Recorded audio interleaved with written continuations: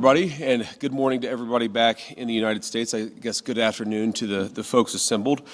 So look, yesterday was a very, very good day. We made a lot of good progress. We did exactly what we wanted to do, which is accomplish 4 things for the American people. First, we wanted to build a mechanism for keeping the Strait of Hormuz open. It is open. We've seen, of course, gas prices and oil prices come down, millions and millions of barrels of crude and natural gas flowing through the Strait of Hormuz that weren't flowing before.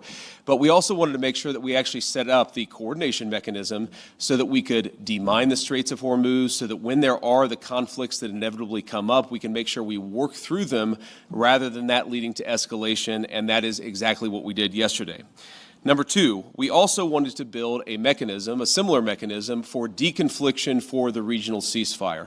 As the President of the United States has himself said, sometimes these ceasefires just mean you're shooting a little bit less, but we wanted to make sure that we had the proper coordination set up so that if there is shooting, if Hezbollah fires at Israel or if Israel responds, if there are other conflicts that arise in the region, we're actually talking to each other and figuring out how to stop the shooting, how to make the region safer, our allies and everybody else. We set that up as well.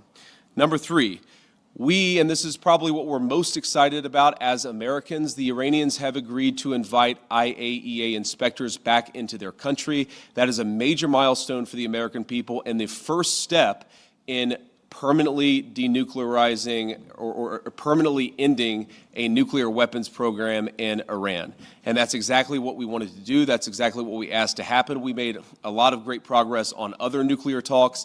And that leads me to the final thing that we wanted to accomplish, which is actually set up the process for the technical negotiations that will follow. Our teams working with the Iranians, the Qataris, and the Pakistanis made great progress yesterday. They will continue to work at the technical level with the teams here in Bergenstock, and then those technical negotiations are going to continue over the weeks and days to come.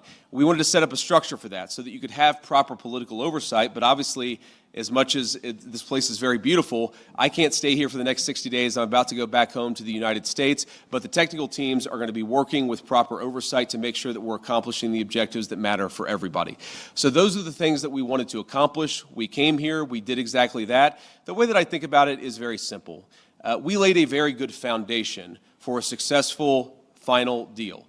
The final deal is the house. We set the foundation. We haven't built the house, but we've laid a successful foundation to get to a good place for the American people. I think it's important for all of us to appreciate how much was done, but honestly, there is still a lot to do as we continue to make progress on the nuclear talks, on the economic talks, as we continue to demine the straits and ensure that that flow of traffic continues to pick back up. A lot of progress, but still some work to do, and we're very committed to doing exactly that. So with that, I'm happy to take a few questions from guys in the audience. I appreciate you guys being here. Let's start with you. Thank you, Mr. Vice President. Did the President's threats yesterday really throw a wrench in negotiations? There were reports that the Iranians walked out at one point. Can you just clarify and tell us what happened? No, they didn't throw a wrench in the system. The thing with the Iranians, yes, they did threaten to walk out, or at least there were social media threats that they would walk out. But we were negotiating well past 1 in the morning yesterday, so they didn't walk out. And their technical team is still here in Bergenstock working with our technical team actually as we speak, though I imagine maybe some of them are taking a break to watch this news conference. But look, what we told the Iranians yesterday is when you guys engage in what us millennials might call trash talk, you can't expect the President of the United States not to respond and not to correct the record.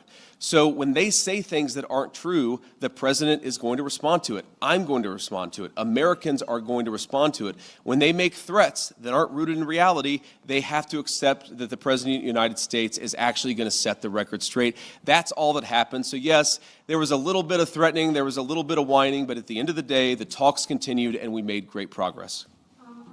Inspectors, when do you expect them to be welcomed into Iran? Is there a time frame that you guys are looking at? And also in terms of when we could see this entire conflict end, do you think this can end by the midterm elections? Well, look, right now the conflict is in a ceasefire, and certainly our hope is that we get to the final deal and a permanent settlement. But right now, I think we've made great progress, and we should all celebrate that.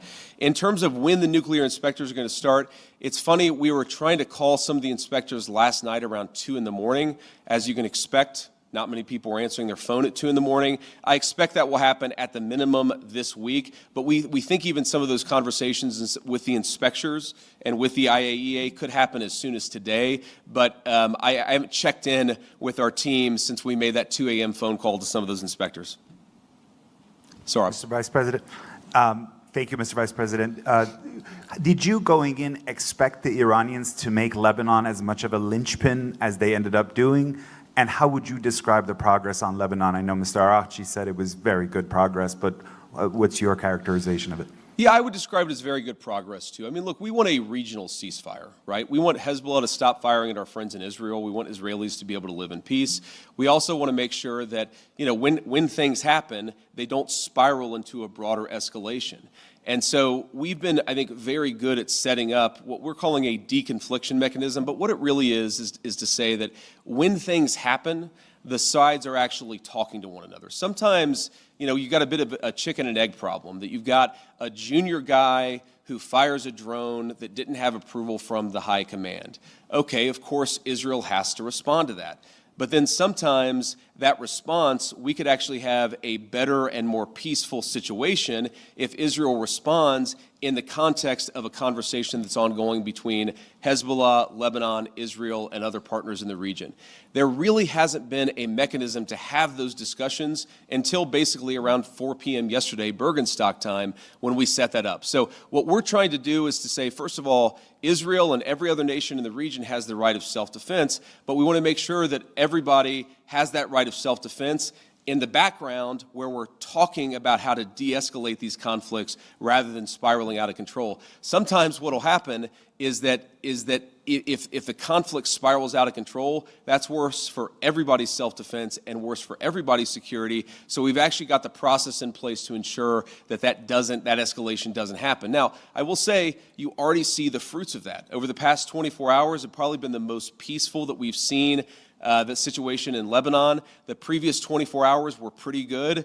Obviously, there was some shooting about 72 hours ago. So this is a work in progress, but what we've done is actually set up the operation so that we can ensure it doesn't spiral out of control in the future. Does the U.S. want Israel to withdraw forces from southern Lebanon? Well, we want Israel's security to be protected, and we also want Lebanon's sovereignty to be protected, and this is going to be an ongoing conversation. The Israelis have been very clear they do not have territorial intentions on South Lebanon. The reason they feel they have to be there is because they're worried about Hezbollah fighters in South Lebanon firing into Israel. We do believe, of course it's going to require a lot of hard work, that we can get to a place where Lebanon's territorial integrity and sovereignty is protected, Israel's security is protected, and that's going to require some coordination with the Lebanese armed forces, and also it's going to require the Iranians to rein in Hezbollah. That's all the sort of things that we were talking about yesterday, and again, I think that we got much further compared to where we were just 24 hours ago. Have you spoken with Prime Minister Netanyahu during any of this process at all in the recent days? Yeah, we were in constant contact with the Israelis yesterday, but also, of course, with the Saudis and the Emiratis and others in the region. We talked to the Lebanese yesterday as well, so we're constantly trying to keep our regional friends updated about this. This is not a deal that the United States is imposing on the region. This is a deal that the region has desperately asked the United States to put in place.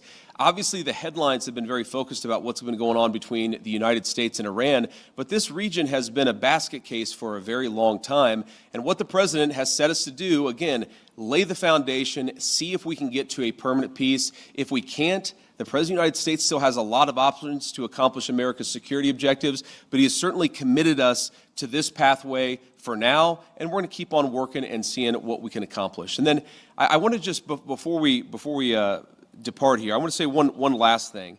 I've seen some misreporting about frozen or unfrozen Iranian assets. One of the other things that we wanted to do, and wasn't as high of a priority for us for obvious reasons, but we wanted to make sure that we set up a process where if we ever unfreeze Iranian assets, we can ensure that that money, that Iranian money, goes to help the people of Iran and not to fund terrorism. So Jared Kushner actually came up with a very interesting solution with the Qataris, where basically, again, if there is any frozen Iranian assets that are unfrozen, then we have approval over that process. The Qataris have approval over that process.